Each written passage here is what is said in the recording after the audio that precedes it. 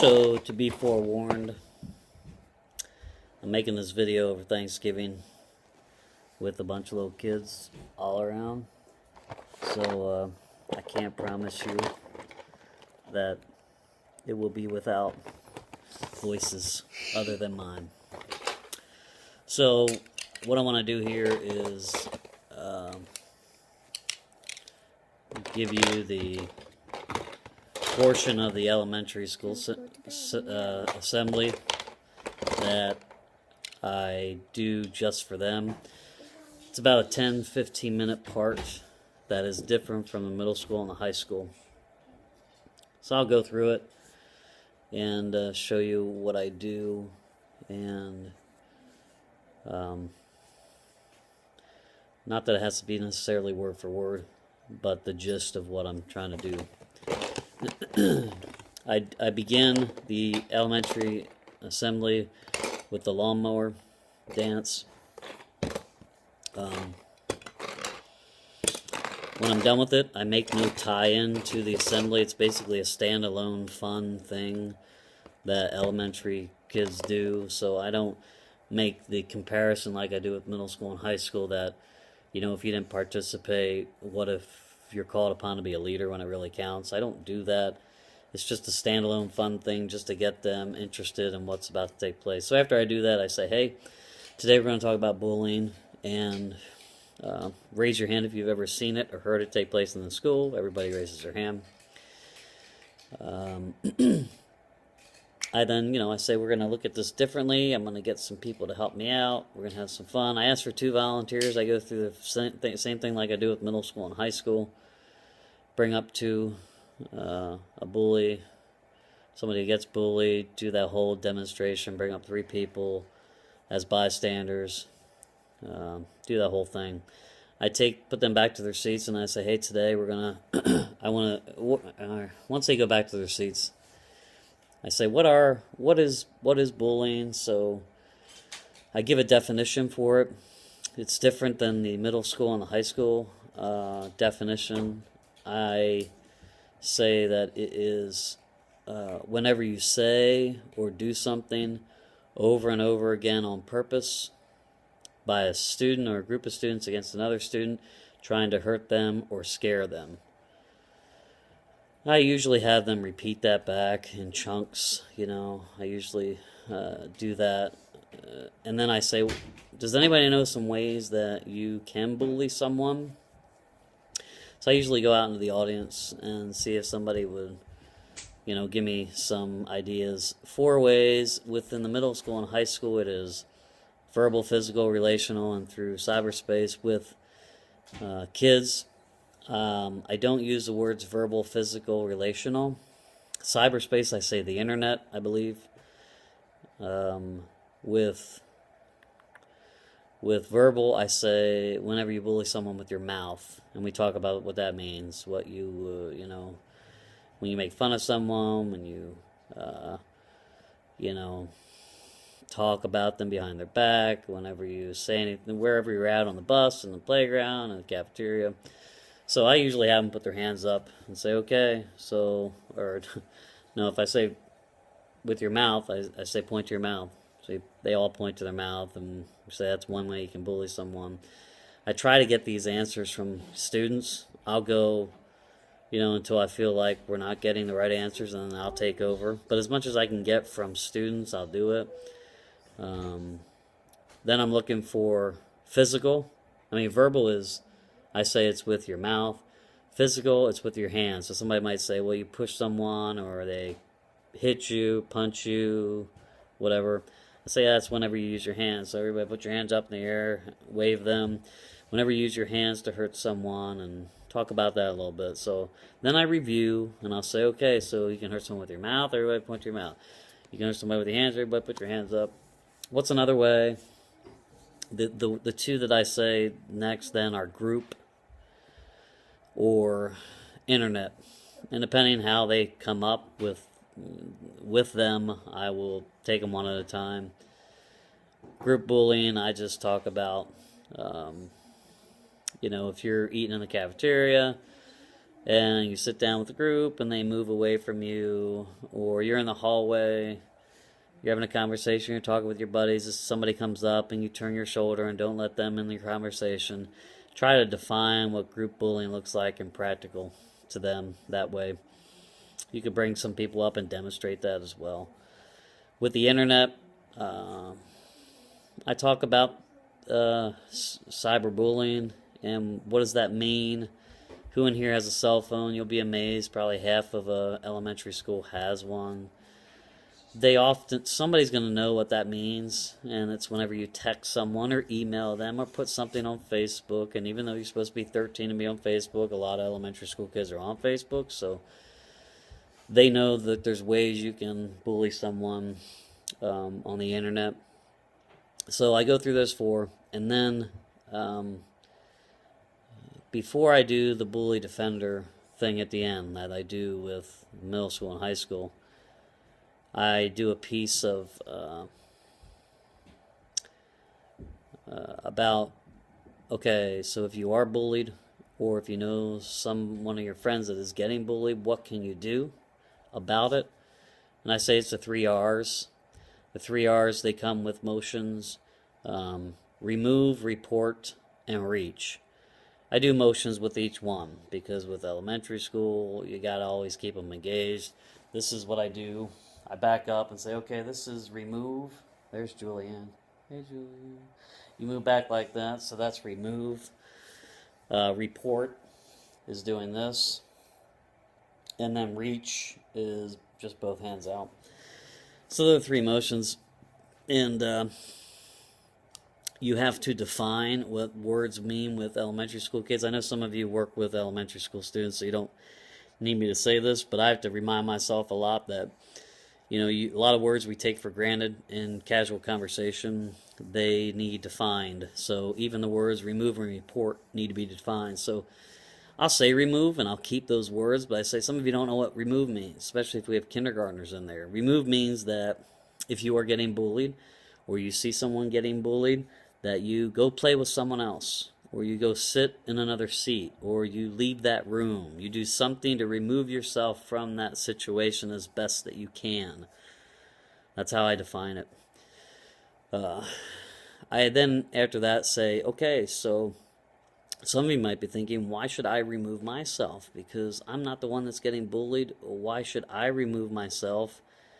And I tell them about a story, why it's important. A couple years ago, I was at a school in Missouri. I was in a cafeteria with about 800 or 900 middle school students, and they were sitting in there waiting to go into the assembly. And I was in the cafeteria too, waiting to go into the assembly. I was in the corner. They didn't know who I was. I was just kind of standing there waiting. There wasn't a whole lot of teacher supervision, and there was a 7th grade student sitting there by himself at a table reading a science book. 2 guys came up behind him about the same age. They reached over his shoulder, they stole the science book, and they started running away. And of course, he got up, he started chasing them. And once he got there, close to him, they turned around and threw the book back at him. And this happened 3 times in a row.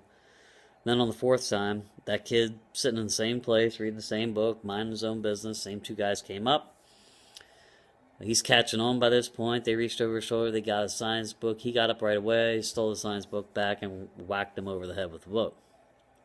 Of course, at that point, and you can embellish a story with funniness if you like. After you do that, they're going to laugh. You're going to get some clapping. And I say, even though we laugh, even though you clap, guess which one got in trouble? And I say, yeah, the one who was actually reading the science book, who was getting bullied, actually got in trouble. And I say, that's exactly why we need to remove ourselves. Because if we are getting bullied, Ashlyn, I'm talking here, dear. If you are getting bullied by someone and you don't remove yourself, you don't find somewhere to sit, you don't go play with someone else, you could get so angry, so frustrated that you end up doing something just as wrong to them as they're doing to you. And schools like that. because it's something that even those that are getting bullied can do rather than just run and tell a teacher.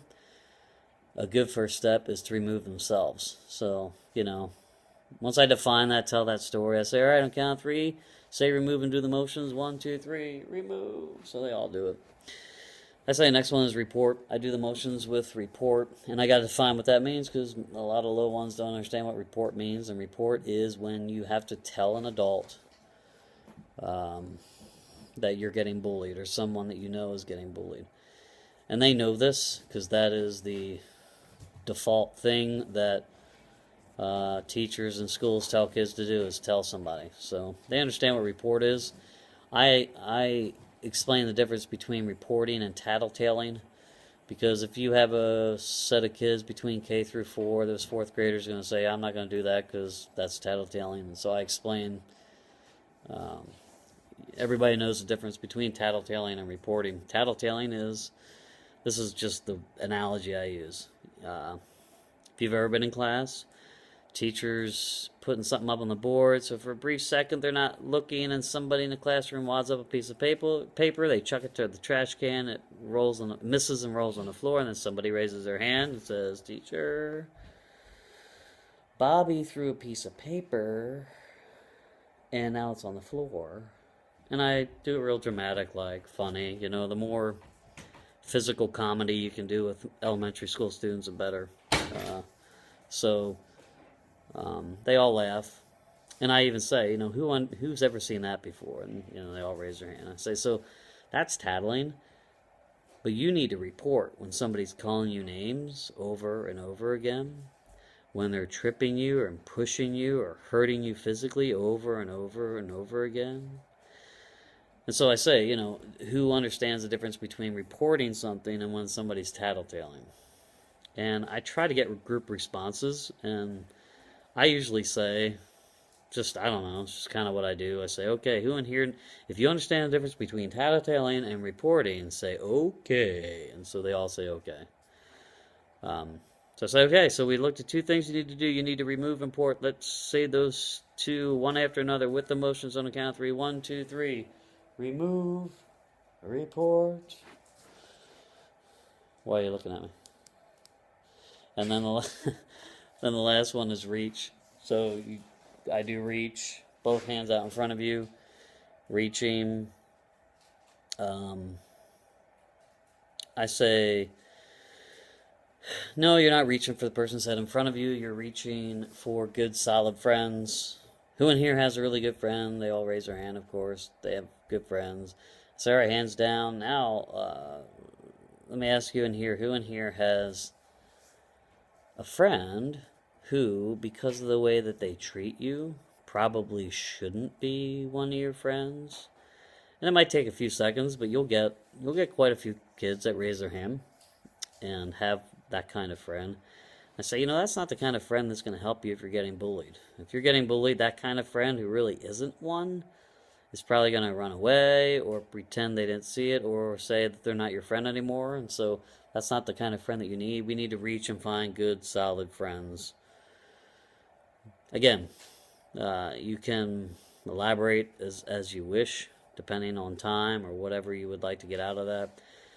And then when I'm done with that, I review what the 3 words are, and I say, okay, on the count of 3, let's say all 3 of the words, with emotions, one after another. On the count of 3, here we go. 1, 2, 3, remove, report, reach. And I have them do that, 1 or 2 more times after that. And then I just get fun with it and say, okay, so now we're going to go as fast as humanly possible. I don't know if you're as fast as me, but we'll give it a try. And I try to ramp it up, get them interested, and so then I go, all right, 1, 2, and usually I stop, and they're already starting, and I make fun and say, hey, I didn't say go yet, or I'm watching you, and so I'll do that a couple times, and then I'll say 1, 2, 3, and I go really quick. It's 1, 2, 3, remove or reach, and so they're nowhere close, and we tried a few more times, and they're laughing and all that. And so after we do that a few times, I say, okay, so now we're going to do it as slow as we possibly can. And then I go really slow. I mean, really, really slow. And they have fun with that. And then I'll do it 2 more times, normal, remove, report, reach, and have them clap for themselves at the end. Looking at my time, just talking that through was about 10 minutes. So I say, 10 or 15 minutes is a chunk of time you can do the 3 R's for elementary school. And I always include this part with elementary school because principals are looking for practical things that kids can do. Middle school and high school you can challenge more. You can talk about, you can just raise the standard a little bit. It's not as much this hard and fast things to do, but more of a, I'm probably not treating that person the way I should, and just kind of relationally dealing with it a little bit more. With elementary school kids, got to be more concrete. So this is a part where I try to be a little bit more concrete. So that's the portion of the elementary school program that's different from middle school and high school. And if you have any questions, let me know.